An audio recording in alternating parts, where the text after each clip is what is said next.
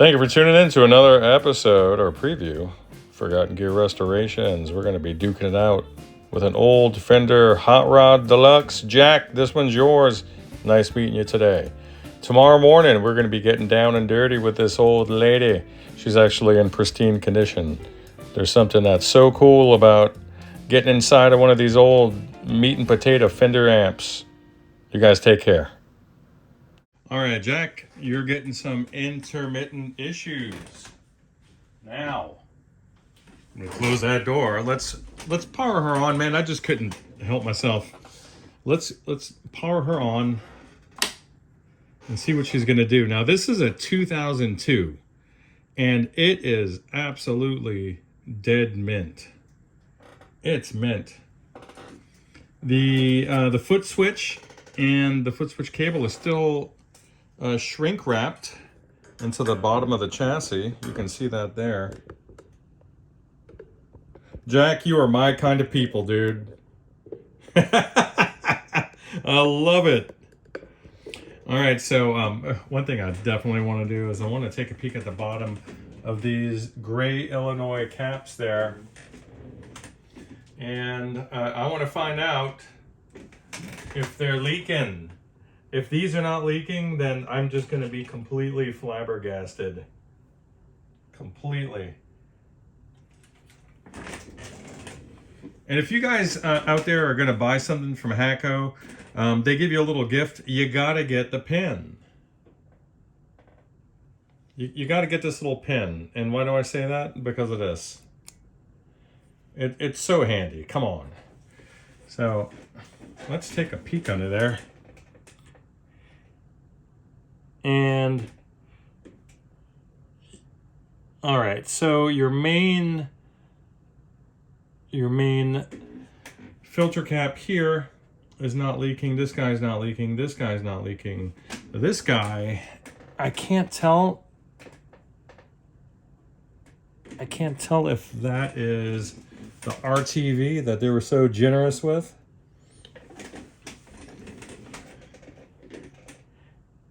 And it appears to be. I'm not going to go touching it, but I'll grab a chopstick for sure. And I'll see if I can get a little bit of that off. It's RTV, so I'll check Ripple on these to see if they're electronically leaking, but I'm astounded that they're not physically leaking. That's awesome. Perfect. That made my day. All right, let's get off a standby. Oh, you have some dirty pots. Not a big deal, dude. Hopefully that's it, right? Sorry, you have to look at my gnarled index finger.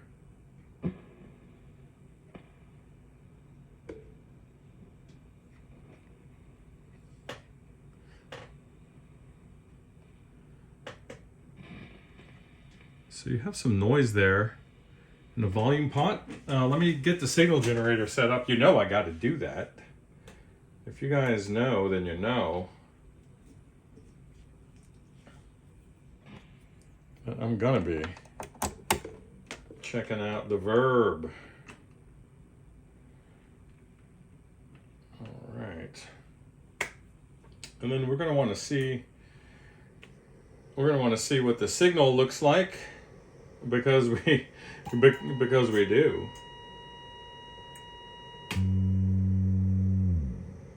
All right. And I'm just setting up the scope here. This is a Tektronix 3034B.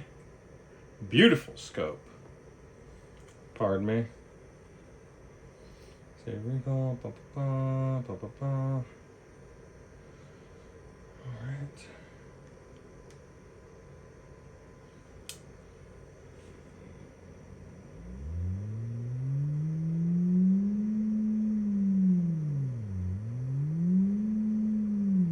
Winding up, huh? It already wants to go. So let's take our Vertical scale, bring it down. That'll do it for a demo, right? You can see we're pumping about 1.8 volts into the input. That's a spicy signal. I mean, that's okay.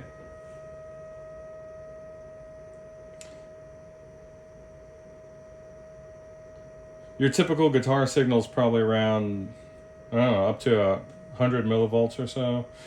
Let's see.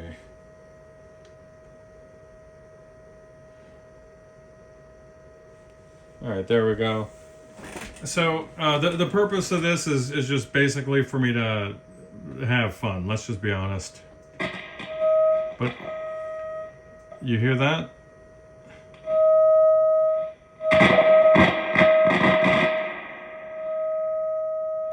Simply, we could just be dealing with some dirty pots here, buddy.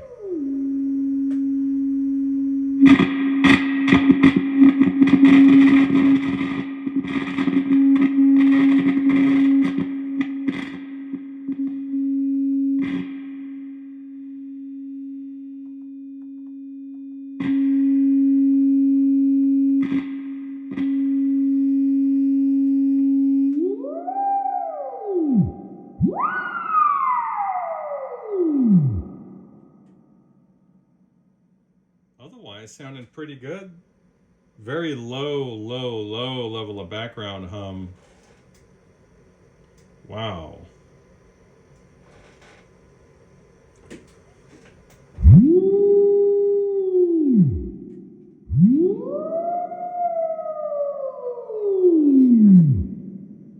So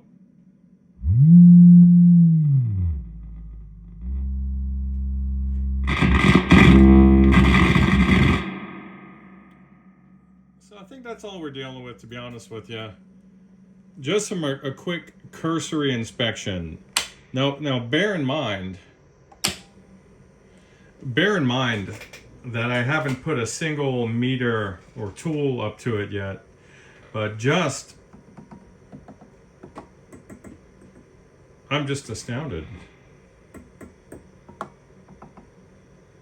Let's see how your channel switching is doing.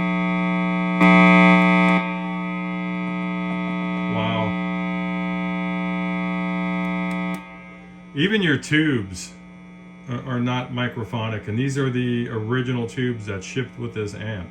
Pretty astounding, man, just to be completely honest with you. I'm astounded. And that buzz right there was just from having a bit of an open jack, no signal going through this plug here. But yeah, Jack, that's what we're looking at, man. If I wanted to upsell you, I'd say, hey, we got to change these caps out. But you know what? Let's do a quick ripple check on these caps before I have to get back into dad mode. But otherwise, man, she sounds fabuloso. And I'll tell you, let's take a quick look at. I'll show you. Let me walk you through something real quick. And what I'll do is I'll actually get a little light. It looks like somebody came in and clipped. Someone was in here before. Let's see. Let me get some light down there or over there. So let me just point something out to you. Most of the problems with these amps, and it's just starting to happen with yours. I'll zoom in there. Actually, I need to probably move the amp over just a little bit. So do you see these two cement block resistors there? All right. So keep that in mind, and then let me move this guy out of the way. And then you see that little component there with the black body and silver tip. Those are Zener diodes. Those are rated at 16 volts each. And all this here, these four components, will comprise basically, excluding filtering, the low voltage circuit there, and that's going to power, these op amps up here. they're gonna power the LEDs, the op amps, all the relays, all the old the little low voltage stuff. That's gonna be responsible for, you know, reverb, drive, and recovery. Looking at that little 5881 or TLO72 over there. I'm looking at you, buddy. But the way it derives that that plus or minus 16 volts DC that it needs to run these things, there's a tap coming off this transformer, and it's a very crude way of knocking that voltage down using these two guys and these two guys over here. And in so doing, they're shedding a lot of heat directly against the circuit board. But not only is it the thermal energy against the circuit board that's causing issues, it's actually the current that's stressing out these thin little solder pads. And as it turns out, not only does, I would say, replacing these components with similar components, but by installing them with sufficient lead length to get these things off the board, you know, a couple millimeters, maybe like 4 millimeters off the board, you're going to create a nice air gap that's going to help the thing cool off. And you're also going to give a bit of a heat sinking effect with that additional lead length. So it's going to take a lot of thermal stress off of these components. And then the more I look at it, the more I see that it's really starting to brown up. What am I talking about? Oh, like this light is not going to do. Let me see if I could backlight the circuit board somehow. Is that even possible? Do I even have a flashlight? I'm surprised. Every man has a flashlight, they say, but I'm not seeing mine. So what I'm trying to illustrate is that you're gonna see. There's my little guy at. You're gonna see some browning of that board. Okay. So let me try this. I don't think this will be powerful enough to do this for us, but maybe I can try not to electrocute myself. So let me get this guy over here and see if I can make that happen. Okay, yeah, there we go. That'll do it, actually. This is incredibly awkward, and God, don't electrocute yourself over a demonstration. So you see this? That is brown. That's turning brown. You see that cloudy brown color there surrounding these little solder pads? That's the circuit board beginning to burn. And that happens over here. You see it? You see that brown color? You'll see it all along the trace material behind these components. And then on this one over here, it's this little cable. Should be zip tied to this third filter cap. It's generally zip tied right here, so I feel like somebody was in there. Is there any evidence that it was ever there? No, there's not. So the factory forgot to zip it up there. So what you're seeing, I'm sorry, I'm getting distracted. What you're seeing is that what afflicts these amps is starting to happen with this one. And it's just sad.